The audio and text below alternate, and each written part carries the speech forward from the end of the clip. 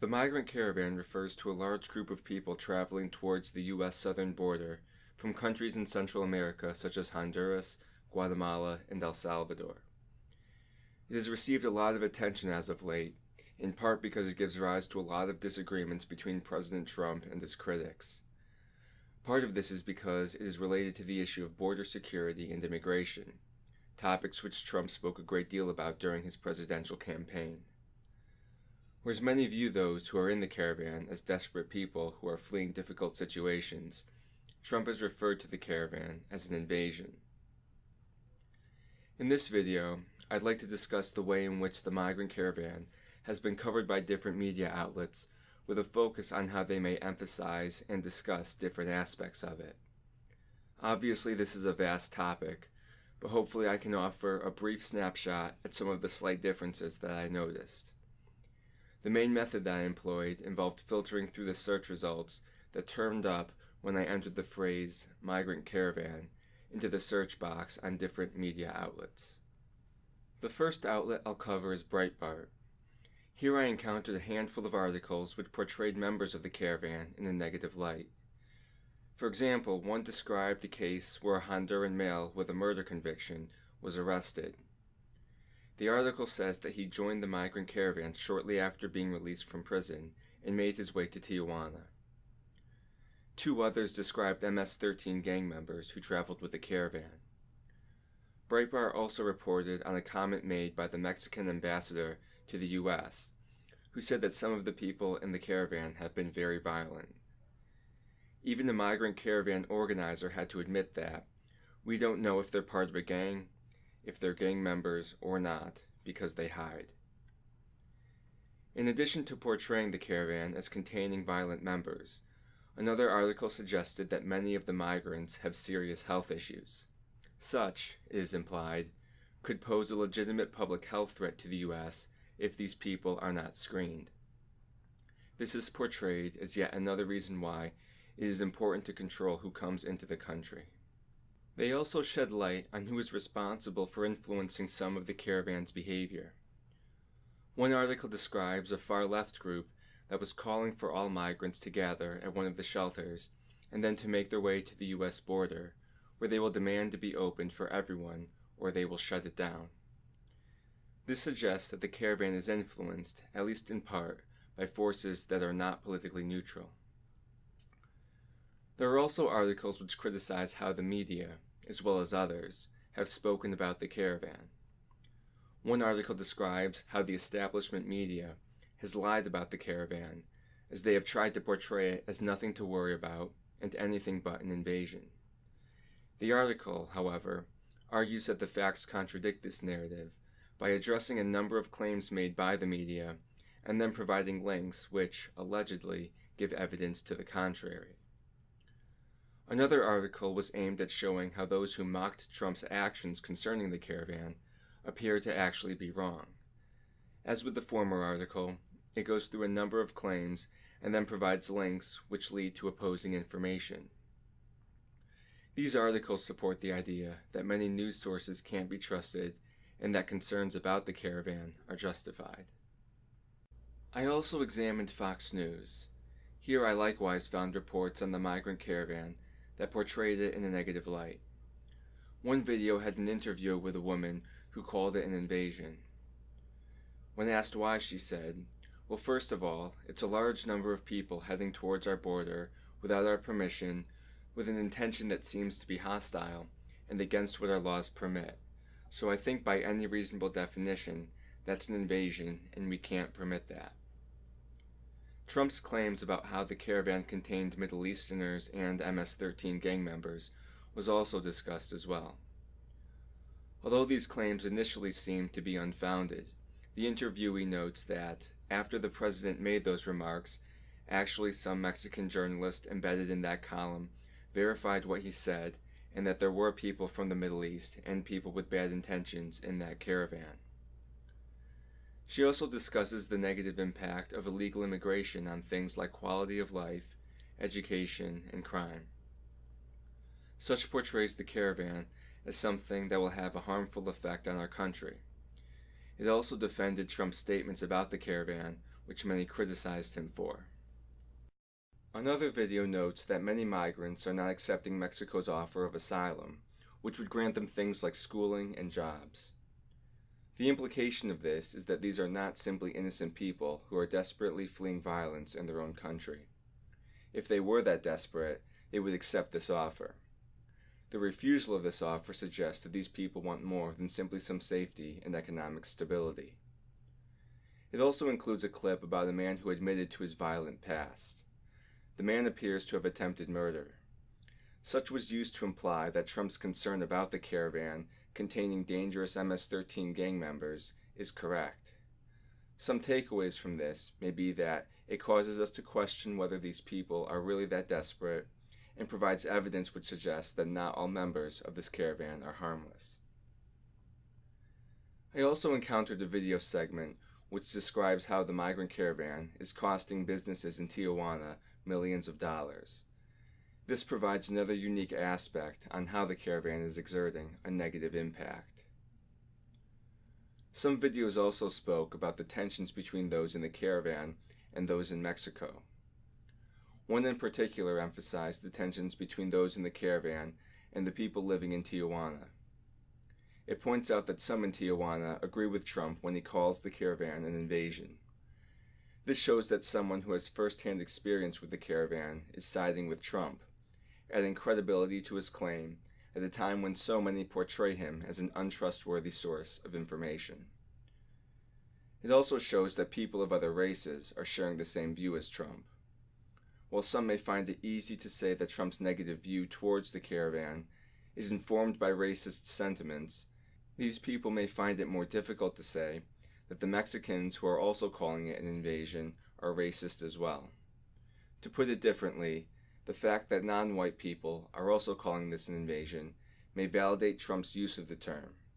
It makes it more difficult for people to claim that using this terminology is driven by racism, and instead suggests that it is caused by an accurate assessment of the situation. In addition to its coverage of the caravan, Fox News also leveled some criticisms against the media. One video describes some of the investigating done by Ami Horowitz. In the interview, he talks about how the media often portray the caravan as consisting of women, children, and people who are fearing for their lives. In contrast to this narrative, Ami describes his experience with the caravan, during which he saw that the majority of the migrants in the caravan were men. Moreover, when asked why they were there, none of them said violence unprompted. Rather, they mentioned things like work, education, and a better life. This type of coverage aims at undermining the mainstream media's narrative of what is happening. In fact, at the end of the interviewer says, "What's incredible to me is this narrative is never heard. I haven't heard this from one reporter covering this at all. It's shocking, I'm amazed, absolutely amazed." The main point seems to be that there is an important perspective which isn't being heard because the media's coverage of the caravan has been biased. Other videos echoed a similar sentiment. For example, Fact versus Fiction, the Migrant Caravan, responds to certain claims that are frequently stated by many media outlets. Of course, the criticism of the media and people commenting on this issue goes both ways. Fox News received a fair bit of criticism from Vox. For example, one article was titled, "Fox News wants you to be very afraid of what's happening at the border." In it, Fox News is portrayed as stoking up fear. Vox notes that applying for asylum at a port of entry or within the U.S., which many of these migrants are trying to do, is legal. This portrays Fox as overreacting to legal activity. Another article criticized an unrebutted statement made in the Fox News segment, where it was said that the Migrant Caravan would bring smallpox to America. This, however, seems to be an incorrect statement. The Vox article notes that there is no smallpox in circulation anymore. That's been true since 1980, when a major global vaccine effort wiped the virus from the planet. They then go on to discuss the dangers of vaccine refusal, implying that a greater threat may be present within America than without. The point of this seems to be aimed at debunking the fear that people may have towards the members of the Migrant Caravan. As a result, it is suggested that xenophobia is driving this unsubstantiated perspective. In addition to criticizing Fox News, Vox also has articles criticizing the president. In one article, a subheading noted that Trump could escalate the violence against migrants at the southern border even more. This kind of statement potentially places the blame of future violence on the shoulders of Trump, rather than on the bad behavior of members within the Migrant Caravan. The article also suggests that Trump has pushed a narrative that portrays what is happening at the border as a threat to our nation. The article notes, however, that the reality at the border is much muddier, as thousands of asylum seekers try to navigate a slow and cumbersome process of gaining entry to the United States, a process made even more difficult now that the U.S. has closed its biggest port of entry. Another article paints Trump's focus on the caravan as a political tool. It discusses how October is a tense month and how an October surprise can emerge. That is, something that can influence who people vote for on Election Day in early November. Trump's focus on the caravan is portrayed as an example of this, with two goals noted. First, it distracts people from important issues, like health care. And second, it stirs up fear about immigrants coming into our country. Such could be interpreted as implying that we should not take what Trump says about the threat coming from the border seriously, since he stands to benefit politically by turning it into a crisis. It may also imply that we should not let Trump's focus on the border allow us to be distracted from focusing on other important issues. A critique is also made about the temperament of Trump.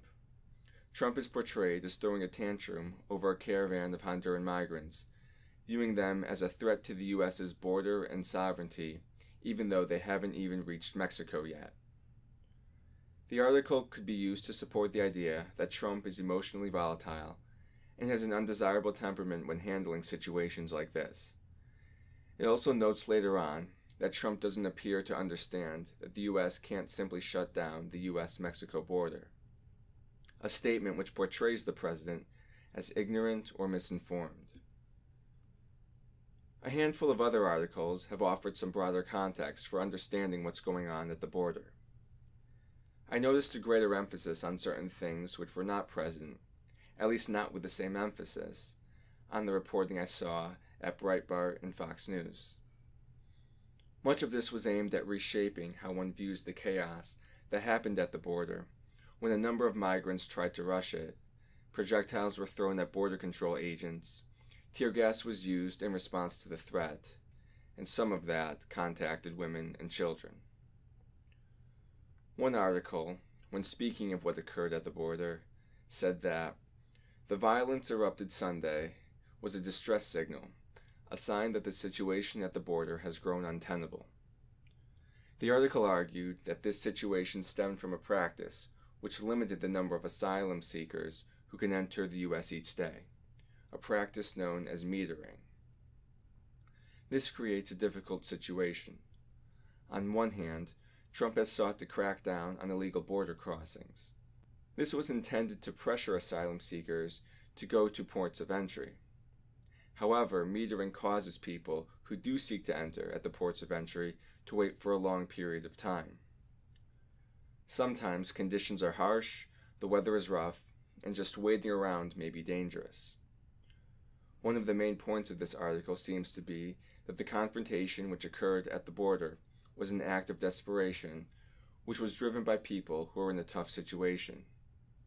The implication seems to be that we should view what happened as more a reflection of the poor conditions that these people are suffering in, rather than as a reflection of poor character, or as a sign that some of these people are more inclined towards engaging in criminal behavior. It also seems to shift at least some of the blame for what happened at the border from the handful of migrants who engaged in violence to the asylum-seeking process that the U.S. has been implementing. This sentiment was echoed in another article as well. While what happened initially began as a peaceful march, the following events were not so much a bunch of criminals running wildly. Rather, as the article puts it, what happened is that people desperate for entry into the U.S. took matters into their own hands, and the U.S. Border Patrol officials reacted with force. Elsewhere, the article notes that desperate people do desperate things. This seems to shift our focus from whatever negative images may be seen of people storming the border to the difficult circumstances that may have led them to behave as they did. Rather than think of the actions in terms of a moral flaw on their part, this article seems to push us to interpret their actions as stemming from people who are victims of their own circumstances. Finally, I'll discuss some of the results that turned up after examining some of CNN's reporting. There was one interesting article which brought up some points that I did not encounter at other news outlets. The article notes that while some have focused on the violence in Honduras and El Salvador as driving people to seek asylum in the U.S., less attention has been given to climate change. There has been a drought in what is referred to as the dry corridor of Central America. This has been going on for the last 5 years. This drought and the crop failures that it produces may be connected with causing people to come to the U.S. border. The article also notes that computer models show droughts like the one happening now are becoming more common as the world warms. This may be a more significant factor than many people think, since previously unpublished data shows that people started leaving certain areas of Honduras amid crop failures, even as homicide rates were declining. Such suggests that the focus on violence may be overstated. It later claims that the region is becoming less hospitable to farmers as more industrialized countries burn loads of fossil fuels like coal, oil, and gas. This pollution traps heat and warms the planet, making cyclical weather events like droughts, floods, and certain storms worse. They go on to add that the United States, which is the destination for so many migrants fleeing Honduras, bears outsized responsibility for global warming. This, in a sense, seems to place responsibility for the problem that many migrants are fleeing from upon the U.S. There's an unspoken irony here. The nation that's become a destination for so many migrants, a beacon of opportunity and hope, is contributing to the conditions forcing some people to abandon home. As with other news outlets, a particular image of the migrant caravan was portrayed, in this instance through the coverage of a specific migrant camp. This video segment said a lot about the difficult conditions that people are living in. Also, much of the coverage included children and showed the horrible circumstances they were enduring. It's worth noting that this image may be interpreted as quite different from the image that Ami Horowitz painted on Fox News, where he noted that the vast majority in the migrant caravan were men. Granted, some men were spoken to in this CNN clip. However, one did not get the impression that men made up an overwhelming majority of the migrants at this shelter. Perhaps this is because this specific migrant camp did not have a lot of men, or perhaps Ami Horowitz was mistaken in his observations. Other explanations of this disparity are possible as well. Regardless, although what they reported doesn't seem to necessarily contradict one another, very different pictures of what constitutes the caravan are easily derived from watching these two clips. Another article described the experience of a Texas pastor who spent some time with the migrants. Such portrays those in the caravan in a positive light, as welcoming, simply wanting to be safe, not greedy, and merely wanting the essentials for them and their families. Like Vox, there were also some articles which seemed to directly criticize the president.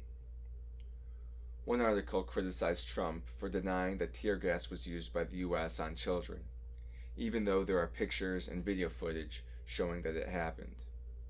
Such aligns with the more general critique of Trump, namely, that he is a pathological liar. Likewise, A video clip talks about how we are being warned about a migrant caravan that is allegedly invading the US and which the president calls a crisis. The reporter notes, however, that the threat has apparently evaporated with the passing of Election Day. To support this claim, some numbers were offered which compared the number of tweets the president made about either the border or the caravan prior to Election Day to those he made after it. At a later point, it is said that the president has largely moved on. Many of his tweets since Election Day have focused on things like baseless claims of illegal voting. The purpose of this seems to be that the president was simply trying to stoke the fires of fear and anger to motivate his base before the election. As with the former article, this line of thinking would cause one to distrust what the president is saying. Rather than view him as speaking the truth, one should view him as trying to pull off a political maneuver to garner votes. A similar conclusion could be derived from an article which noted how Trump seems to have focused on the unrest which occurred at the southern border when some migrants tried to rush it. However, the situation appeared to fall well short of the mass invasion by a caravan of thousands of migrants conjured up by Trump before the midterms. Such portrays Trump's message as one of over-exaggeration and would again work to undermine the trustworthiness of what he says. CNN also had an article which indicated that turning away refugees would be against America's self-interest.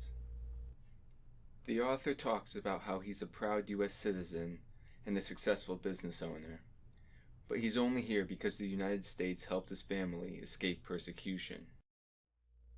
He expressed how upsetting it is for him to see Trump close our doors to refugees and asylum seekers by reducing the number of refugees admitted each year and making it more difficult for Central Americans to gain asylum. The article also argues that, besides helping people flee persecution, war, and gang violence, admitting refugees would also be good for a nation's economic well-being. Everywhere refugees go, they work hard, pay taxes, and start businesses, supporting local economies and creating countless jobs for native-born Americans. A handful of statistics are used to back up this claim. The main point seems to be that closing the door to refugees not only hurts them, but hurts us as well. While much more could be said on this matter, it's worth reflecting on what we should make of these differences that I've just outlined. The first point I would make is that you should take what I've said with a grain of salt. The topic of the migrant caravan is a vast one, perhaps too broad for a single video, and there are a lot of articles written on it. Perhaps a different search method or article selection process may have yielded different results. Even when I do cover a given article, there is often information that I leave out. Because of this, people should bear in mind that I'm just giving a brief snapshot into the differences that I saw in how this topic was covered. Second, I think it's worthwhile to consider two different kinds of problems which can occur. The first deals with outright falsehoods. This would deal with instances like the statement made on Fox News about how the migrants would bring smallpox, a claim that a Vox article sought to debunk. Second, there is a kind of deception or misleading by omission. This approach, as I see it, can be a bit more tricky, since technically nothing false has been said. It's more the selective reporting that is the problem. If someone focuses on the children who are suffering in the caravan, or if one focuses on the criminals, then it can be very easy for viewers to draw mistaken views on the real, more nuanced composition of the caravan. This leads me to my third point, the challenge of integrating what all these outlets say. If we accept that the different media outlets are, at least for the most part, reporting accurate information, and that they tend to emphasize different things, then this places us in a situation where we need to make an effort to seek out a number of different sources in order to get all the pieces of the puzzle. We also need to be cautious when drawing conclusions from only one story or article. Likewise, we should be cautious about drawing an overly negative view of the caravan based on a handful of articles from Breitbart which report on criminals or gang members within it. At the same time, we shouldn't be naive and think that it only consists of people who are fleeing violence and will contribute to our economy, even if this does apply to a lot, perhaps even the majority, of its members. Additionally, there are all the broader aspects about what the root cause of the caravan is, as well as how the United States should handle the asylum-seeking process.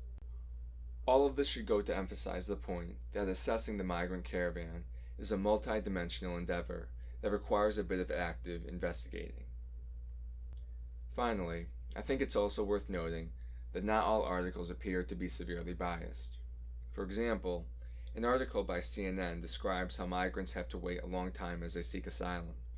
It goes on to describe how a peaceful protest turned into chaos as some of its members tried to cross the border. Tear gas was used to disperse the crowd, some of which included women and children. The article also quoted someone who referred to what happened as a very dynamic and very dangerous situation. This perspective would appear to justify the use of tear gas in this situation. However, the article also offered the perspective of Tijuana's mayor, who, on one hand, was unhappy that people would place their children in such a dangerous situation, while at the same time said that he did not condone the use of tear gas in this instance.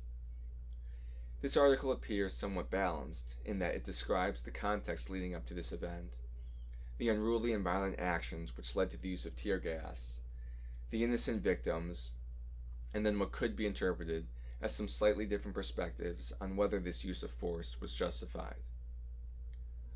Likewise, there was an article on Fox News which talked about some of the challenges that people face in Honduras. It describes how many are experiencing severe poverty in a place that has extreme inequality. It also discusses the violence and gangs that exist, much of which threatens children and teens. All of this happens in a climate that is rife with political tensions. While not much more is mentioned, such could be seen as promoting sympathy for those who are fleeing this situation and trying to come to the U.S. My point here is that even though bias does seem to occur to some extent, I think we should be cautious about over-exaggerating its presence. Just because some articles or some news segments from a particular outlet are biased doesn't necessarily mean that all are. I also think that it's worthwhile to note that bias can also occur at the level of the reader. It's not just what the article brings to us, but what we bring to the article that will influence how it is interpreted. So that's it for this video.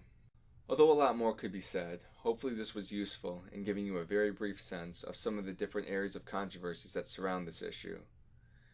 I also hope that it showed you some of the differences in how different media outlets cover the migrant caravan and helped you develop your own thoughts on what is happening at the border. Thanks for listening, and goodbye.